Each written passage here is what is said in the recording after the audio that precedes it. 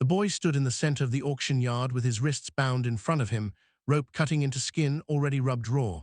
He couldn't have been more than 14, maybe 15 if you counted hard years twice. His shirt hung in tatters, one sleeve torn completely away, exposing a shoulder mottled with bruises that had aged from purple to sickly yellow-green. His feet were bare, caked in dust, and dried blood from walking too far on ground that didn't care. But it wasn't the bruises that stopped Caleb Mercer in his tracks. It was the way the boy held his chin up. Not defiant, not proud, just holding on. "Lot 17, the auctioneer called out, his voice flat and bored as a man reading feed prices. Boy 14 or thereabouts, worked fields in Missouri, no family, no ties, clean bill far as we know, starts at $20. The crowd stirred lazily. A few men leaned against the fence, chewing tobacco, barely looking up. This was Gannon's Bend, 30 miles south of nothing, where the law ended and something uglier took root. Even 4 years after the war supposedly ended slavery, places like this still thrived, hidden auctions in forgotten valleys where human beings were bought for labor nobody wanted to pay fair wages for. The boy's eyes scanned the crowd, not searching for help, just witnessing, memorizing faces, maybe, or maybe just trying to find one person who looked away in shame instead of staring with cold assessment. Caleb felt his jaw tighten.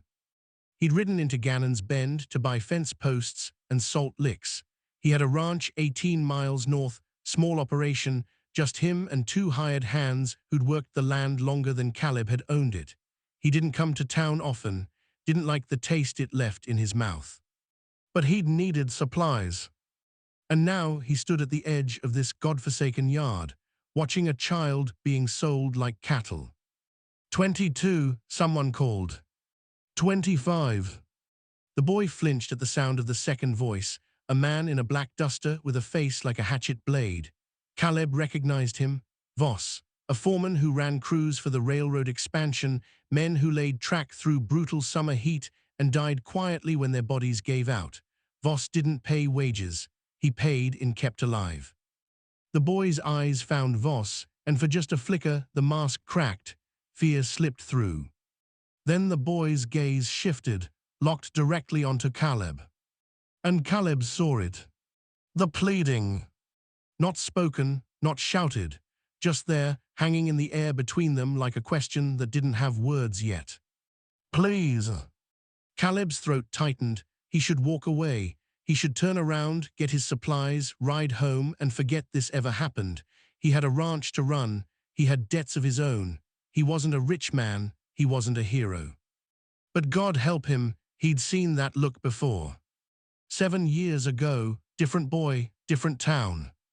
And he'd walked away. 30, Voss said, his voice sharp as a nail driven through wood. The auctioneer nodded. 30, going once. Caleb's voice came out rougher than he intended. 50. The yard went quiet. Heads turned. Voss's eyes narrowed, sliding toward Caleb like a snake tasting the air. You bidding, Mercer. Caleb stepped forward, boots crunching on the dry dirt. He didn't look at Voss. He looked at the boy. The boy stared back, and something fragile flickered across his face. Hope maybe, or just disbelief that anyone had spoken at all. 50, Caleb repeated. Voss spat into the dust. 60. 75. A murmur rippled through the crowd now. This wasn't how these things usually went. Most folks here bought quiet, paid quick, and left. You didn't make a show of it.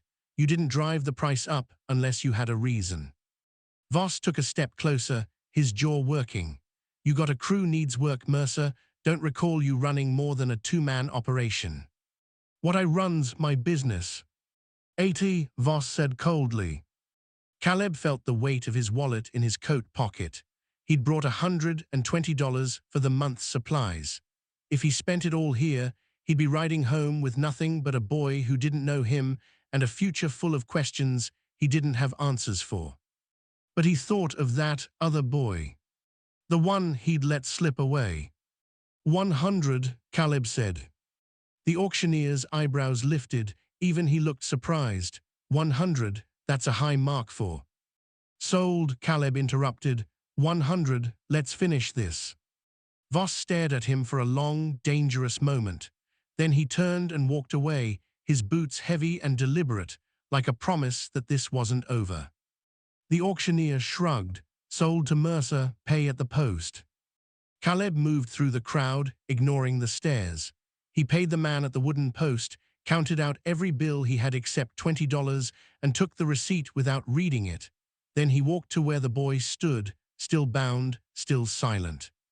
Up close, Caleb could see more. The boy's face was gaunt, hollowed out by hunger. His eyes were gray, blue, the color of winter's sky. And there, just below his left ear, was a scar, thin, pale, shaped like a fishhook.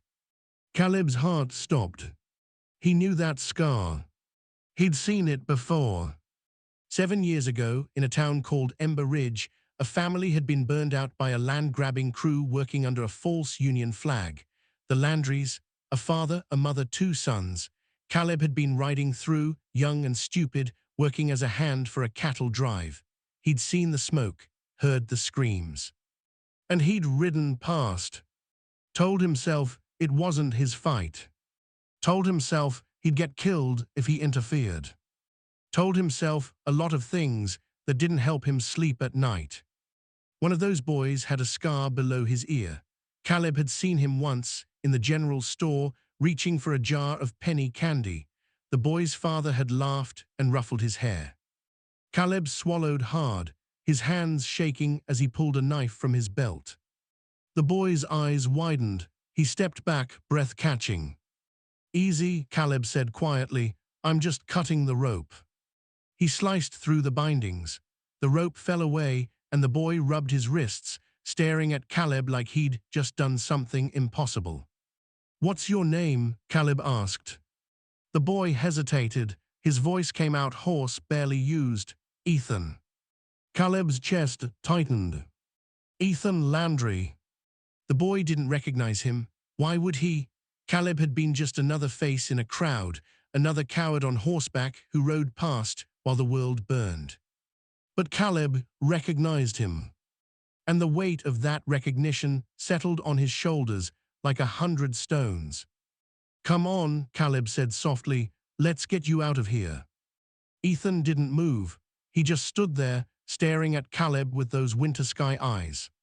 Sir, Ethan whispered, I promise I won't cry. Caleb's throat closed up.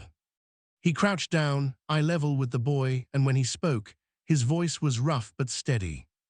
This is a safe place for tears. Ethan's face crumpled, just for a second.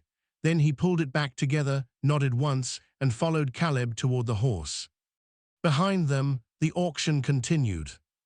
But for Caleb Mercer, the only thing that mattered was the boy walking beside him, and the debt he'd carried for 7 years that he was finally, maybe, starting to repay.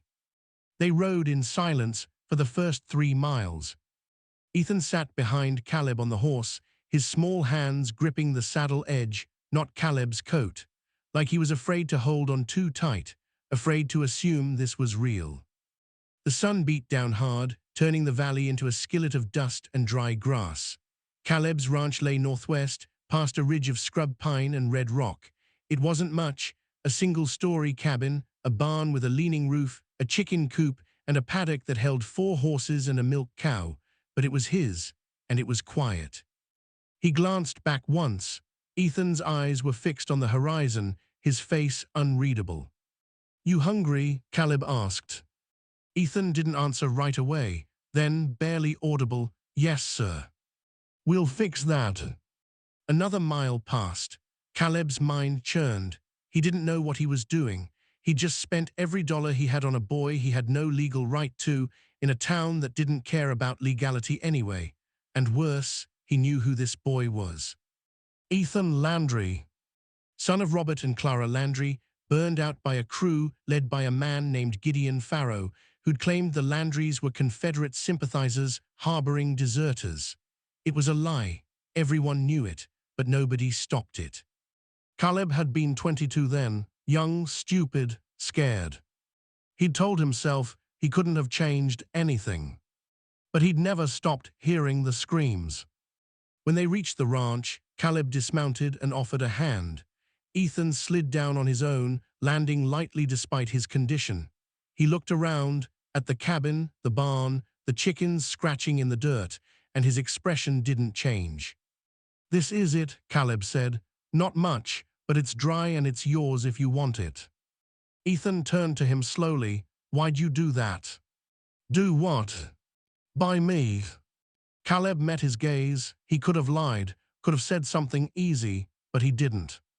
"Because I should have done something a long time ago," Caleb said quietly, "and I didn't." Ethan frowned. "What do you mean?" Caleb hesitated, then he gestured toward the cabin. "Come inside, I'll make some food, then we'll talk." Inside, the cabin was simple, one main room with a wood stove, a table, 2 chairs, a cot in the corner, and a shelf of books. Caleb set to work frying salt pork and boiling coffee. Ethan stood near the door, still as a post, like he didn't know if he was allowed to sit. "Sit," Caleb said. Ethan sat. Caleb placed a plate in front of him, pork, beans, a hunk of bread. Ethan stared at it like it might vanish. "Go on." Ethan ate slowly at first, then faster, like his body remembered hunger even if his mind tried to forget it. Caleb watched, his chest tight. When the plate was empty, Ethan set down his fork and looked up. "You said you should have done something," Ethan said. "What you mean?" "Cal." He poured 2 cups of coffee, set one in front of Ethan, and sat down across from him. "7 years ago," Caleb began, "I was riding through a town called Ember Ridge, worked a cattle drive that stopped there for supplies. While we were there, a crew came through, said they had orders to clear out a family accused of harboring deserters. It was a lie, everybody knew it, but nobody stopped them." Ethan's face went pale. "They burned the house," Caleb continued, his voice low. "I heard the screams, I saw the smoke, and I rode past." Ethan's hands clenched into fists. "That was my family." "I know." "You were there," Ethan's voice shook. "You were there and you did nothing." "Yes." Ethan stood abruptly, his chair scraping back. His breathing came fast and shallow. "My father, my mother, they burned. My brother," his voice cracked. "I tried to go back, I tried." "I know." "You don't know anything," Ethan shouted. "You weren't the one who crawled out of that barn and watched it all burn. You weren't the one who got sold 3 times because nobody wanted a kid who remembered too much." Caleb didn't move. He let the words hit him, every one of them deserved. Ethan's chest heaved. Tears streaked his face now, and he didn't bother wiping them away. "Why didn't you help us?" Caleb's voice was hoarse. "Because I was afraid. Because I told myself it wasn't my fight. Because I was a coward." "And now you think buying me fixes that?" "No," Caleb shook his head. "It doesn't fix anything, but I'm not walking past this time." Ethan stared at him, his jaw trembling. "I don't want your guilt." "I'm not offering guilt," Caleb said quietly. "I'm offering a place, food, work if you want it. And if you want to leave tomorrow, I'll give you a horse and supplies and you'll never see me again. But tonight, you don't have to be alone." Ethan stood there, fists still clenched, tears still falling. Then slowly, he sank back into the chair. "I hate you," he whispered. "I know. I hate that you were there. I know." Ethan wiped his face with the heel of his hand. "But I don't got anywhere else to go." Caleb nodded. "Then stay, as long as you need." They sat in silence after that. The light outside shifted, turning the room gold, then amber, then dim. Caleb didn't push, didn't ask more questions. Finally, Ethan spoke again, his voice small. "That scar below my ear, my brother gave it to me. We were climbing a fence and I slipped, tore it open on a nail. He cried harder than I did." Caleb's throat tightened. "What was his name?" "Daniel." "I'm sorry, Ethan." Ethan looked at him, his eyes red-rimmed but steady. "You can't bring them back." "No, I can't. But you can let me stay." "Yes." Ethan nodded once. Then he stood, walked to the cot in the corner, and lay down, curling onto his side.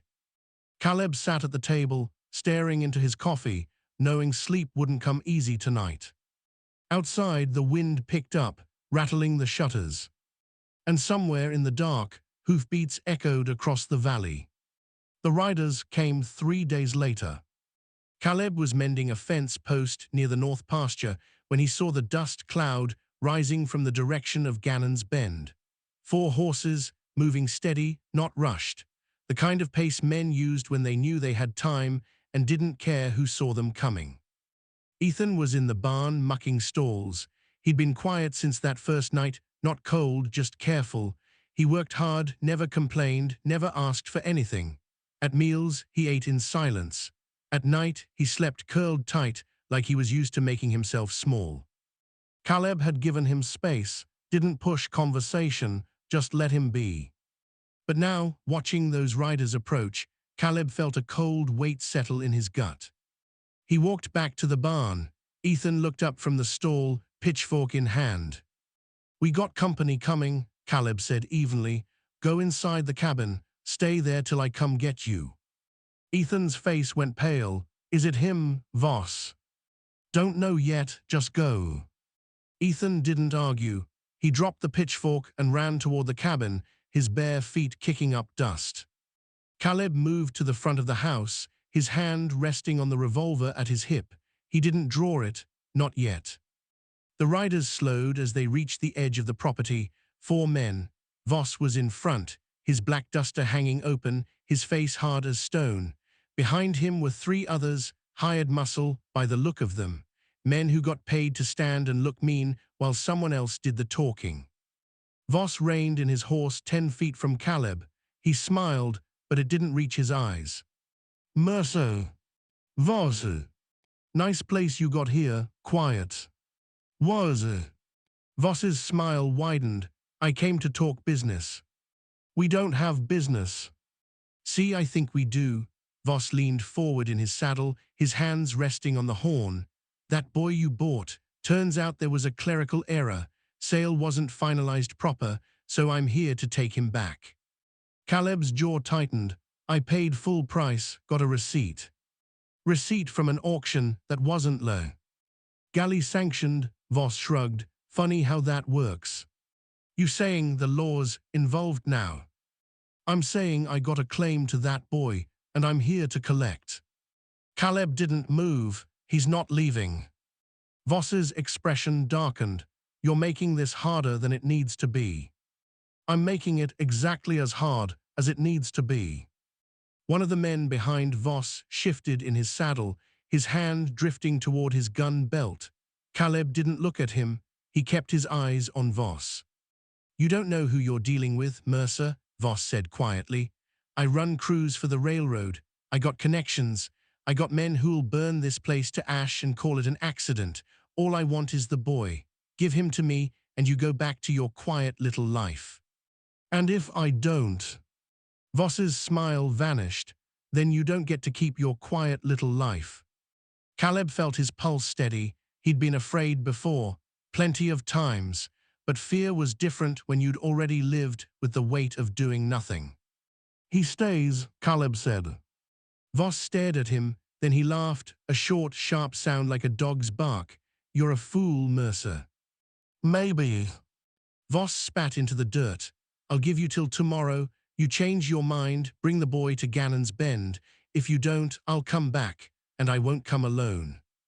He yanked the reins, turning his horse.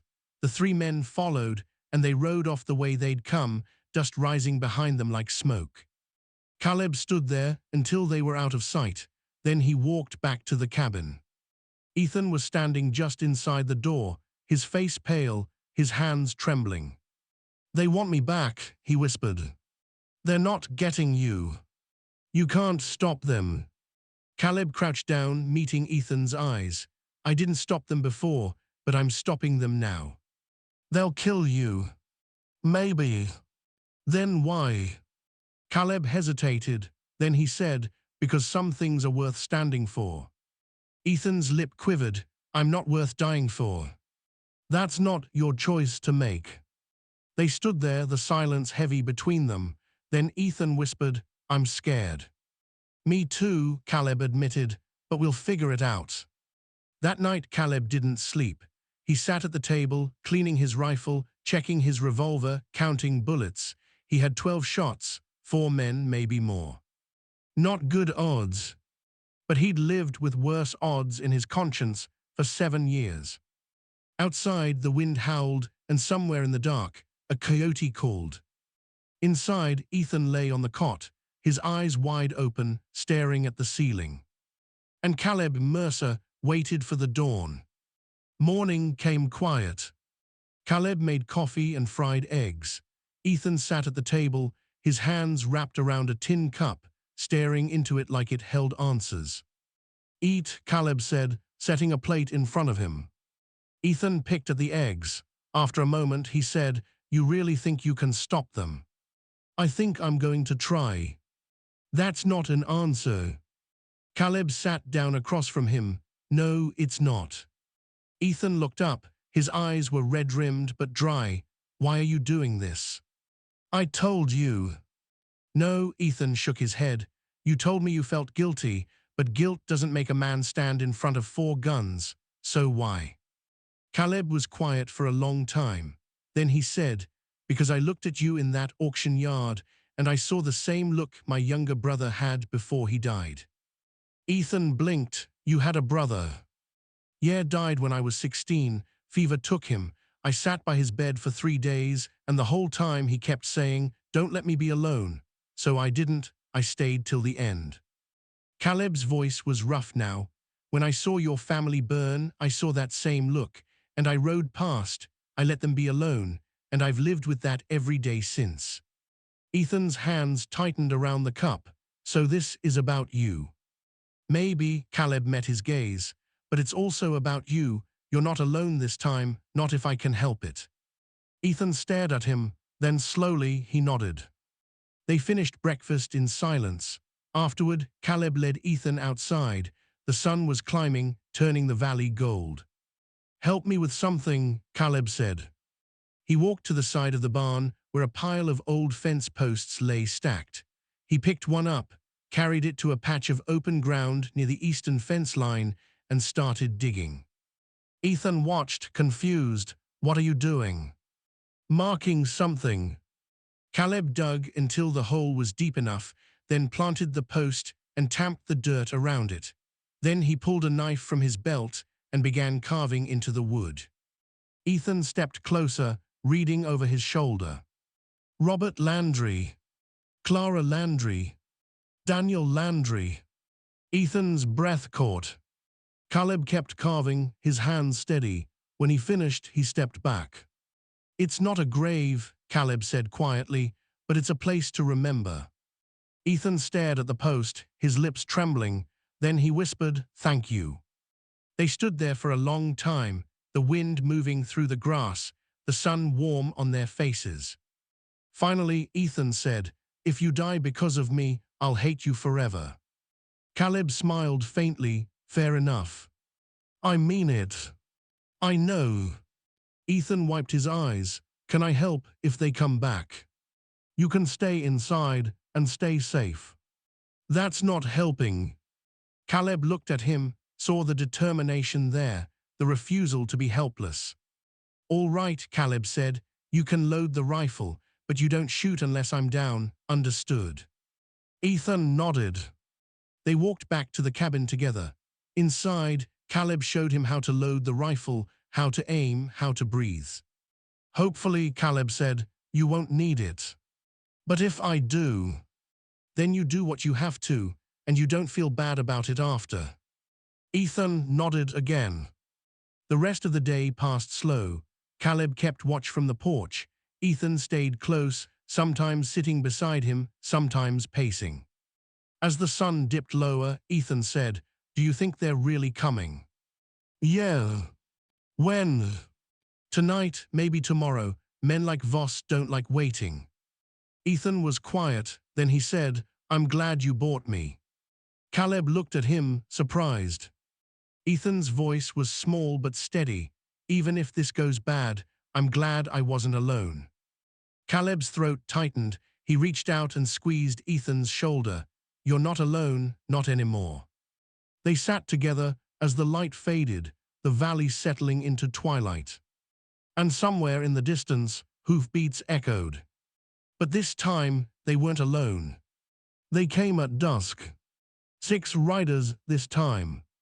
Caleb saw them crest the ridge, silhouettes against the dying light. Voss in front, 5 others behind him. Inside, Caleb said. Ethan didn't argue. He grabbed the rifle and disappeared into the cabin. Caleb stepped off the porch, his hand resting on his revolver. His heart was steady, calm. He'd made his choice. The riders slowed as they approached, fanning out in a loose line. Voss sat center, his face shadowed beneath his hat. Mercer, Voss called. Last chance. Send the boy out and we ride away. No. Voss sighed. Then you're a dead man. Maybe, Caleb said, but I won't be the only one. Voss's hand moved toward his gun. And then a voice cut through the air. Caleb. Caleb's head turned. From the North Trail, 3 horses appeared. Old Jim Farrow, who ran the feed store in town, Wade Kirkland, a rancher from the next valley over, and Sam Prout, a former Union soldier who'd settled nearby after the war. They rode up fast, reining in beside Caleb, their rifles visible across their saddles. Voss's expression darkened. This doesn't concern you. It does now, Jim said. His voice was gravelly, worn by years of hard smoke and harder winters. Caleb's a neighbor, and neighbors look out for each other. Wade nodded. We don't take kindly to men riding onto a man's property with threats. Voss looked at them, then at Caleb. You called for help. No, Caleb said, I didn't. Sam spoke up, his rifle resting easy in his hands. Didn't need to. Word travels. We heard you were making trouble. Voss's jaw worked. He glanced at his men, then back at the 4 rifles now aimed in his direction. You're making a mistake, Voss said. Maybe, Jim replied, but it's ours to make. For a long moment, nobody moved. Then Voss spat into the dirt. This isn't over. Yeah, Caleb said quietly, it is. Voss stared at him. Then he yanked his reins and wheeled his horse around. His men followed, and they rode off into the dark, dust rising behind them like a funeral shroud. Caleb let out a breath he didn't know he'd been holding. Jim dismounted, grinning. You all right, Caleb? Yeah, Caleb's voice was rough. Yeah, I'm all right.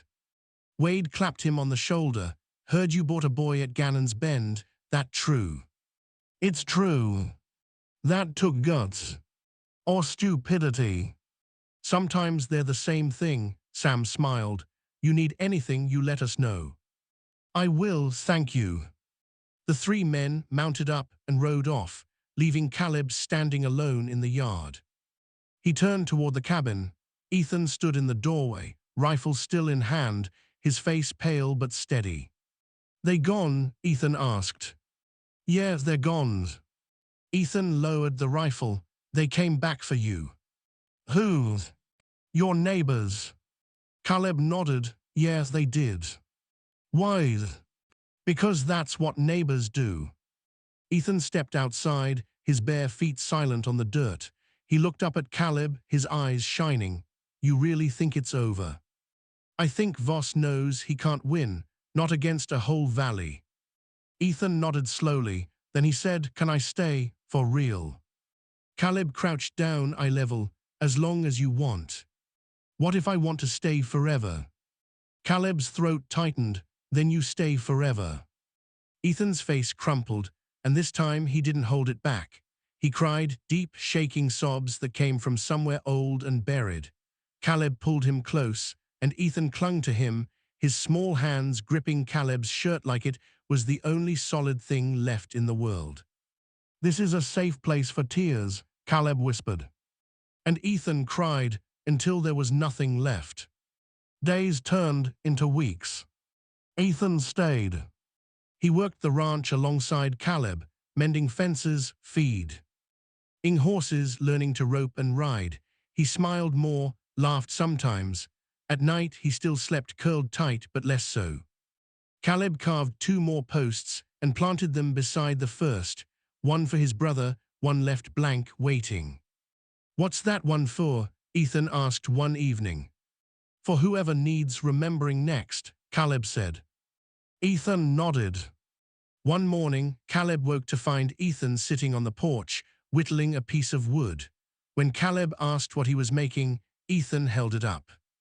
"A small carved horse." "For you," Ethan said, "so you remember." "Remember what?" "That you didn't ride past this time." Caleb took the carving, his chest tight. "Thank you." Ethan smiled, a real one. And Caleb realized, for the first time in 7 years, the weight on his shoulders felt just a little bit lighter. Years later, when people asked Caleb why he took in the boy, he never had a good answer. He'd just say, "Because he needed a place, and I had one." But Ethan knew. And so did Caleb. Some debts can't be paid, some ghosts can't be laid to rest. But sometimes, if you're lucky, you get a second chance to do the right thing. And that has to be enough. The sun dipped low over the valley, painting the sky in shades of gold and crimson. Ethan stood by the carved posts, his hand resting on the wood, and Caleb stood beside him. Together, not alone.